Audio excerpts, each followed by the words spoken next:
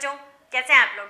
जैसे कि हम लोग बात कर रहे हैं एंजाइम्स के बारे में, तो एंजाइम्स की संरचना हम लोगों ने देखी। हम लोगों ने देखा कि किस टाइप से एंजाइम है वो क्रियाविधि करते हैं, और उसी के साथ में हमें बात करनी है एंजाइम के नामकरण और एंजाइम के वर्गीकरण के बारे में। तो आज हमारा जो टॉपिक रहेगा वो नामकरण और वर्गीकरण के ऊपर बेस्ट रहेगा। तो सबसे पहले हम लोग बात करते हैं कि एंजाइम के नामकरण है वो किस तरह से किए जाते हैं, क्योंकि एक बात तो मैं आपको काफी बार बोलती हूँ, किसी के नाम के पीछे भी ASE लगा दे तो वो क्या हो जाएगा, यहाँ पे एंजाइम हो जाएगा। तो ड्यूक्लोक्स एक साइंटिस्ट थे, उन्होंने क्या किया कि जो प्रत्यय होता है ASE प्रत्यय, आपको ध्यान में है ही, पीछे जुड़ते हैं, तो उन्होंने कहा कि एज नाम किसी के भी पीछे जुड़ जाओ तो वो एंजाइम बन जाएगा। जैसे इन्होंने एग्जाम्पल दिया यूरिएज और माल्टेज। अब ये यूरिएज और माल्टेज नाम बने कैसे हैं तो वो हमें देखना है। तो सबसे पहला यहाँ पे ये जो 5 कैटेगरीज में डिवाइड किए हैं कि इन 5 कैटेगरीज के आधार पे नामकरण किए जाते हैं। तो सबसे पहली कैटेगरी है वो है आधारी पदार्थ के आधार पे। आधारी पदार्थ कौन था? जो सबस्ट्रेट एंजाइम के साथ में जुड़ने वाला था, ठीक है। तो आधारी पदार्थ के आधार पे मतलब यूरिया यदि एंजाइम के साथ जुड़ रहा है तो उसका नाम एंजाइम का क्या होगा? यूरिएज। पीछे ASE लगाना है, एज लगाना है। फिर लैक्टोज यदि एंजाइम के साथ जुड़ रहा है तो लैक्टेज। माल्टोज जुड़ रहा था तो माल्टेज। तो इस टाइप से क्या होते हैं, नाम है वो आधारी पदार्थ के आधार पे क्या हो जाते हैं, चेंज हो जाते हैं। उसके बाद हम बात करें अभिक्रिया के आधार पे, तो हम देखते हैं ऑक्सीकरण। ऑक्सीकरण मतलब अपचयन, बहुत सारी अभिक्रियाएं पाई जाती है। तो यदि ऑक्सीकरण अभिक्रिया हो रही है तो एंजाइम का नाम रहेगा ऑक्सीडेज। यदि कार्बोक्सिलीकरण अभिक्रिया ले रही है तो उसका होगा कार्बोक्सिलेज।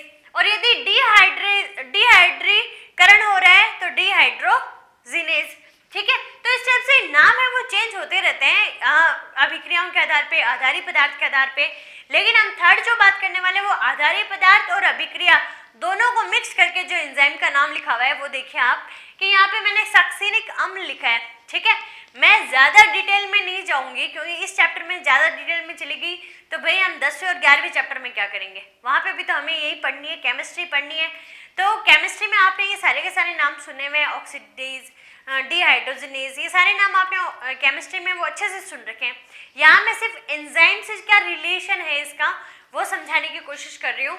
तो यहाँ पे देखिए सक्सेनिक अम्ल है वो सक्सिनेट डिहाइड्रोजिनेज के प्रेजेंस में फ्यूमेरिक अम्ल बन रहा है। फ्यूमेरिक अम्ल बनने के लिए FAD से FADH2 है वो रिमूव हो जाएगा, मतलब हाइड्रोजन है वो क्या हो जाएगा, रिमूव हो जाएगा। तो सक्सेनिक अम्ल से क्या बन जाएगा, फ्यूमेरिक अम्ल बन जाएगा। उसके बाद हम बात करते हैं कि आप लोगों ने दिमाग में चल रहा होगा कि मैम बोल रहे हैं कि एज आने पे ही एंजाइम का नाम होगा, लेकिन पेप्सिन, रेनिन, ये सारे के सारे एंजाइम थे, ट्रिप्सिन, टाइलिन, तो इन एंजाइम में तो कोई एज आ ही नहीं रहा। तो ये क्या है, परंपरागत नाम है जो पुराने जमाने से चले आ रहे थे उन्हीं को आगे फॉलो किया, इनके नाम वापस चेंज नहीं किए। तो पेप्सिन, रेनिन, ट्रिप्सिन, टाइलिन, ये बहुत सारे ऐसे एंजाइम है जो परंपरागत नाम के आधार पर ही चले आ रहे हैं। उसके बाद में प्राप्त स्रोत के आधार पे प्राप्त कैसे हो रहे हैं, किस स्रोत से प्राप्त हो रहे हैं। तो पैपिन है वो पपीता, पपाया से प्राप्त हो रहा है, तो हम लोगों ने पैपिन नाम लिख दिया। ब्रोमेलिन है वो पाइनएप्पल से प्राप्त हो रहा है, लेकिन ब्रोमेलिसिकुल है तो इसका नाम ब्रोमेलिन हो गया।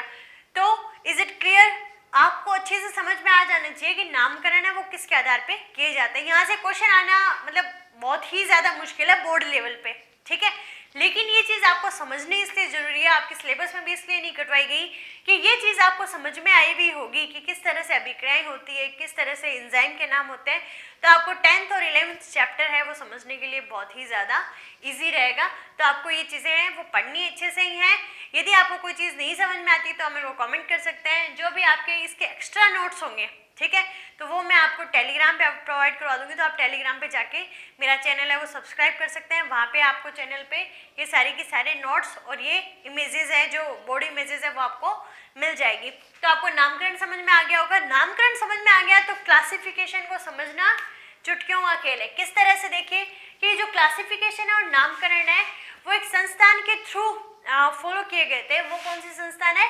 IUB, international union of biochemistry.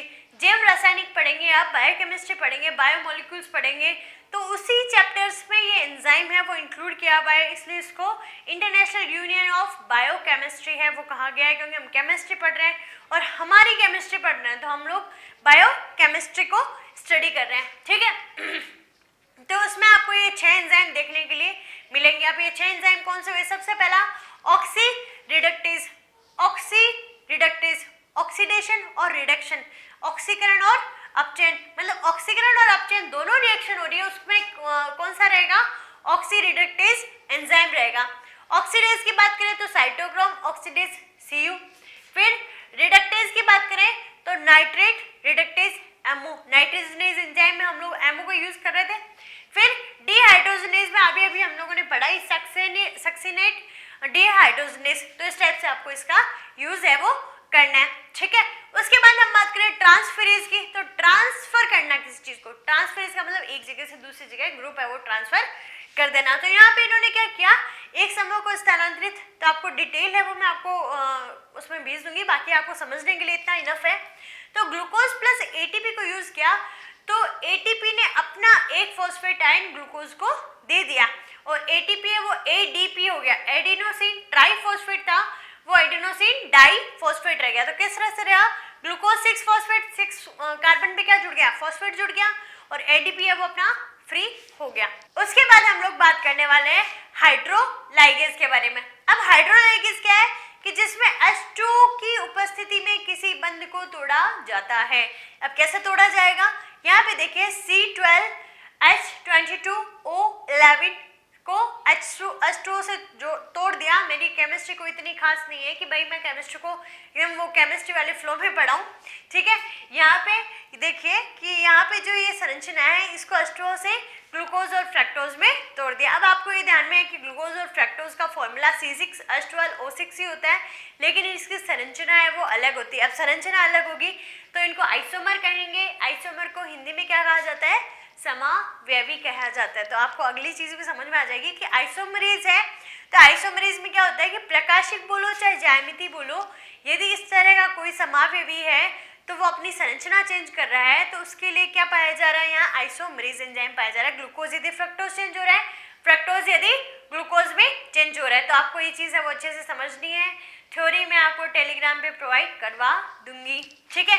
अब हम लोग बात करते हैं लाइगेज और लाइजेज के बारे में। जो लाइगेज है वो जोड़ने का काम कर रहा है, लाइजेज है वो तोड़ने का काम कर रहा है। तो लाइगेज होगा वो क्या होगा, एक संश्लेषणात्मक अभिक्रिया रहेगी, दो यौगिकों को जोड़ने का काम करेगा। लेकिन लाइजेज है वो क्या करेगा, दो यौगिकों को तोड़ने का काम करेगा। तोड़ने का काम यहाँ पे भी था कि दो यौगिकों में टूट रहा था, लेकिन यहाँ पे H2O की प्रेजेंस में। लेकिन लाइजेज में आपको याद रखना है कि बिना जल अपघटन के बंधों को है वो तोड़ा जाता है, और जब तोड़ा जाएगा तब क्या बनेंगे, डबल बॉन्ड बनेंगे, द्विबंध है वो बन जाता है। तो इस तरह से आपको एंजाइम चैप्टर है वो कंप्लीट होता है। नामकरण और वर्गीकरण आपको अच्छे से समझ में आ गया होगा। इसके बेस पे आपके जो आगे के है ना चैप्टर नेक्स्ट जो प्लांट फिजियोलॉजी है वो इन्हीं के आधार पे है, तो वो आपको पढ़ेंगे। तो शायद हो सकता है कि मैं नेक्स्ट यूनिट जेनेटिक स्टार्ट करूं या कुछ भी स्टार्ट कर सकती हूँ, डिपेंड्स ऑन माय मूड। तो आप लोग अपना जो भी स्टडी है उसको कंटिन्यू कीजिए, शादियों के भी मज़े लीजिए। आप लोग अपने नोट्स हैं उनको अच्छे से प्रिपेयर कर लीजिए। जितना मैं बोर्ड पे लिखती हूँ उतना सफिशिएंट है, आप लोग उतना यदि लिखते हैं तो आपको जो वो चीज़ याद रहेगी। बाकी नोट्स हैं, क्योंकि क्वेश्चंस के जो आंसर किए जाते हैं वो बच्चे अपने ही लैंग्वेज में करते हैं। टीचर लिखवा दो, बुक लिखवा दो, वो कभी भी काम नहीं आते, वो रटाफिकेशन हो जाती है। आपको जो चीज़ समझ में आई है उस समझी हुई लैंग्वेज में आप लोग जब लिखेंगे तो वो आपके लिए ज़्यादा सही रहेगा। आप लोगों को चीज़ें याद भी रहेगी। नहीं तो आप एक लाइन से एक शब्द भूले तो आगे की सारी लाइन है वो आप स्किप कर जाएंगे, ठीक है। तो खुश रहिए, मुस्कुराते रहिए और घर पे सुरक्षित रहिए। और जल्दी से जल्दी मैं इस जो चारों के चारों चैप्टर्स हैं इनके टेस्ट पेपर है वो मैं आपको प्रोवाइड करवा देती हूँ। फिर आप वो टेस्ट भी मेरे को देके अपना रिजल्ट है वो सुना सकते हैं कि यहाँ पे सेल्फ एनालिसिस है। यहाँ पे मैं तो कॉपी चेक करने के लिए आऊँगी नहीं आपकी। तो खुश रहिए, मुस्कुराते रहिए और घर पे सुरक्षित रहिए। Thank you.